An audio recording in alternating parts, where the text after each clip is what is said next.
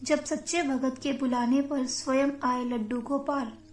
एक समय की बात है, ब्रज भूमि में कुंभन दास नाम का एक व्यक्ति रहता था, जो श्री कृष्ण का अनन्य भक्त था। उनका रघुनंदन नाम का एक पुत्र था। ऐसा कहते हैं कि कुंभन दास भगवान श्री कृष्ण की भक्ति में हर समय लीन रहते थे।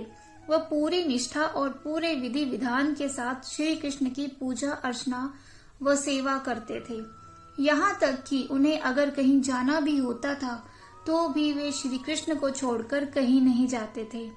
उनका मानना था कि ऐसा करने से श्री कृष्ण की सेवा में विघ्न उत्पन्न हो सकता है। एक दिन वृंदावन से उन्हें भागवत कथा के लिए न्योता आया और उन्होंने वहां जाने के लिए मना कर दिया, लेकिन भक्तों के अत्यधिक जोर देने पर वे कथा के लिए वृंदावन जाने को तैयार हो गए। उन्होंने सोचा कि भगवान की सेवा की तैयारी करके वे हर रोज कथा करके वापस लौट आया करेंगे, जिससे भगवान की सेवा में कोई विघ्न नहीं आएगा। भागवत कथा में जाने से पहले उन्होंने अपने पुत्र रघुनंदन को समझा दिया कि उन्होंने भोग तैयार कर दिया है, तुम बस ठाकुर जी को समय पर भोग लगा देना। इसके बाद कुंभन दास भागवत कथा के लिए चले गए। अपने पिता कुंभन दास के जाने के बाद कुंभन दास के पुत्र रघुनंदन ने निश्चित समय पर भोजन की थाली श्री कृष्ण जी के सामने रखी और उनसे सरल मन से प्रार्थना करते हुए कहा कि ठाकुर जी आओ और भोग ग्रहण करो। उसके बाल मन में यह सोच थी कि वे स्वयं आकर अपने हाथों से भोजन करेंगे, जैसे हम सभी करते हैं।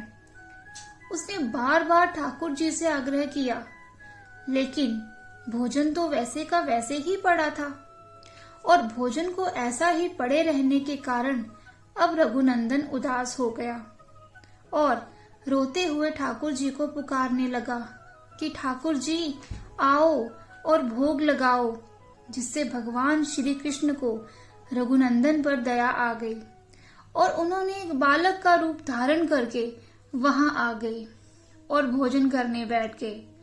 यह दृश्य देखकर रघुनंदन बहुत खुश हुए। उसके बाद जब कुंभन दास जी भागवत कथा से लौटकर घर आए तो उन्होंने अपने पुत्र रघुनंदन से पूछा, बेटा ठाकुर जी को तुमने भोग लगा दिया था? इस पर रघुनंदन बोले, हाँ। यह सुनने के बाद कुंभन दास जी ने रघुनंदन से भोग का प्रसाद मांगा।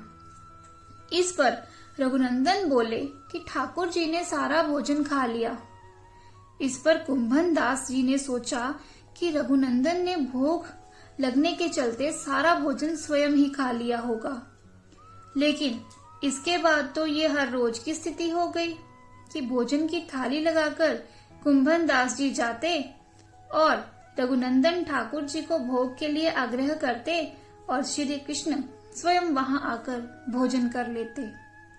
वहीं जब कुंभन दास जी वापस आकर रघुनंदन से प्रसाद मांगते तो रघुनंदन कहते कि ठाकुर जी ने सारा भोजन खा लिया। हर रोज होने वाली इस प्रक्रिया के बीच कुंभन दास जी को शक हुआ कि उनका पुत्र रघुनंदन झूठ बोलने लगा है। ऐसे में एक दिन कुंभन दास कहीं बाहर नहीं गए और लड्डू बनाकर थाली में सजाने के बाद छिपकर यह देखने लगे कि रघुनंदन क्या करता है। इस बार भी रघुनंदन ने हर बार की तरह श्री कृष्ण जी को भोजन के लिए पुकारा और रघुनंदन की पुकार सुनते ही श्री कृष्ण जी बालक के रूप में प्रकट हुए और लड्डू खाने लग पड़े। कुंभन दास जी ने जैसे ही ये दृश्य देखा, वे दौड़ते हुए आए और बालक के रूप में आए श्री कृष्ण जी के चरणों में गिर गए। इस समय ठाकुर जी के एक हाथ में लड्डू और दूसरे हाथ में दूसरा लड्डू जो मुख के समीप था और वह मुख में जाने ही वाला था कि वे जड़ हो गए। इस घटना के बाद से ही श्री कृष्ण की इसी रूप में पूजा की जाने लगी और यहीं से वे कहलाए लड्डू गोपाल। तो यह थी भगवान श्री कृष्ण से जुड़ी हुई जानकारी।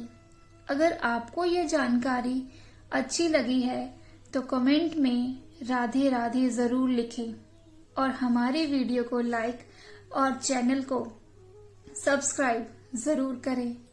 अंत में एक बार फिर से आपका बहुत बहुत धन्यवाद।